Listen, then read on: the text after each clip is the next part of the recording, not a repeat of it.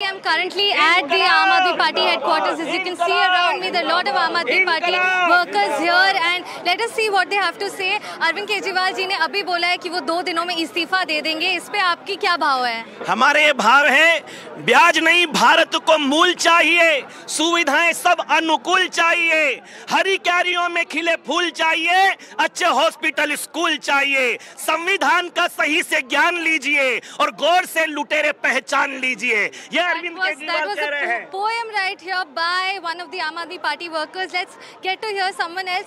अभी अरविंद केजरीवाल जी ने announcement, there is a major announcement for the party as well that he's resigning in 2 days. इसको लेके आपका क्या अंडरस्टैंडिंग है? How is this? Why has he said this?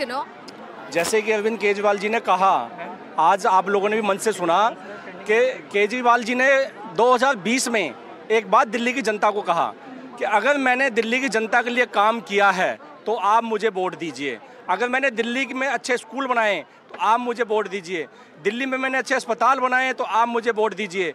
लेकिन आज भारतीय जनता पार्टी के हर वो नेता जो अरविंद केजरीवाल को चोर कह रहे हैं, भ्रष्टाचारी कह रहे हैं, आबकारी नीति के घोटाले से उनका नाम जोड़ रहे हैं, आज मंच के ऊपर अरविंद केजरीवाल जी ने पूरी दिल्ली की जनता के लिए आज एक ऐलान किया है. आज उन्होंने कहा है कि आने वाले 2 दिन बाद मैं अपने सीएम पद से इस्तीफा दूंगा और मैं तब तक उस कुर्सी पर नहीं बैठूंगा जब तक दिल्ली की जनता मुझे पुनः दोबारा बहुत भारी बहुमत से जिताकर दिल्ली की सीट पर नहीं बिठाती है. और साथ ही what we're also understanding right now is there's also a local councillor here. आपके बाकी party workers and leaders भी कह रहे थे कि okay he's resigned and it is because he believes that unless the people vote him in as an honest leader he will not come back to the chair. What is your understanding of this political strategy at this point?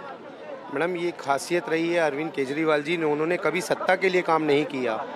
जिस समय 49 दिन की सरकार थी उन्होंने उस समय भी उस मुख्यमंत्री की सीट को छोड़ दिया था, क्योंकि वो सिर्फ राजनीति में आप देख सकते हैं कि हिंदुस्तान की राजनीति में पहले ऐसे मुख्यमंत्री होंगे जिन्होंने इतना डेवलपमेंट का काम जो इस 10 साल में हुए, आज पूरी दिल्ली, क्या मैं कह रहा हूँ, देश में बड़े बड़े लोग भी इस बात को सोच रहे होंगे कि अरविंद केजरीवाल जी जैसा दोबारा नहीं आएगा.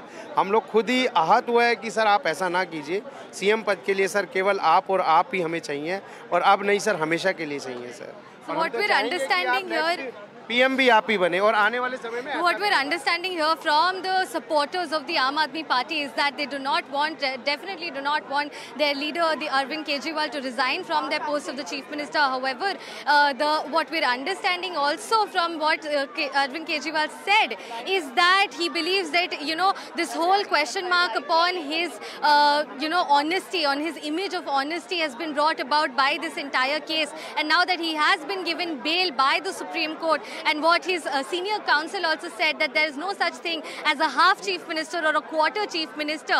He is now putting all of this into a question and letting the people decide, letting democracy decide whether or not he is honest enough to sit on this chair as the chief minister. So big news coming in right here from the Aam Aadmi Party headquarters, wherein Arvind Kejriwal has just announced that he will be resigning from the post of the chief minister for the next 2 days. A lot of questions now. Who's going to look after the party as the leader or as a sitting chief minister until the elections? He's also called upon the elections to happen in November. We also